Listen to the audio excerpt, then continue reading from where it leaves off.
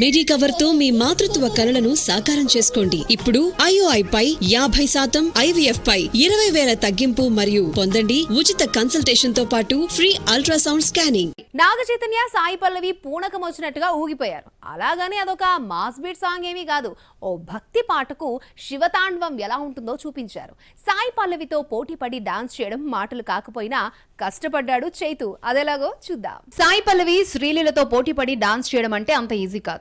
బన్నీ, రామ్ చరణ్, ఎన్టీఆర్ అయితే ధీటుగా బదిలిస్తారు. చైతు మంచి డాన్సర్ కాకపోయినా తండేల్లోని ఓం నమ శివాయ సాంగ్ కు భక్తితో ఊగిపోయాడు. తండేల్ నుంచి వచ్చిన ఫస్ట్ సింగిల్ చిట్టి తల్లి మెలోడీగా ఆకట్టుకుంటే రెండో పాట ఓం నమ శివాయకు భక్తితో ఊగిపోయే ట్యూన్ ఇచ్చాడు దేవిశ్రీ. ముందుగా ఈ పాటను కాశీలో రిలీజ్ చేయాలనుకున్నారు. అల్లు అరవింద్ నిర్మాత కావడంతో బన్నీ ఇష్యూతో ఈ పాట రిలీజ్ ను వాయిదా వేసి శనివారం రిలీజ్ చేశారు. ఓం నమ శివాయ సాంగ్ ను జొన్నవిత్తులు రాయిగా అనురాగ్ కులకర్ణి, హరిప్రియ ఆలపించారు.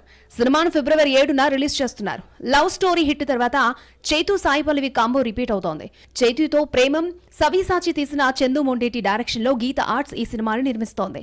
ఏడాది నుంచి మరొక సినిమా జోలికి వెళ్లకుండా తండేల్ని నమ్ముకుని గుబురుగడ్డంతో గెటప్ మార్చాడు చైతు.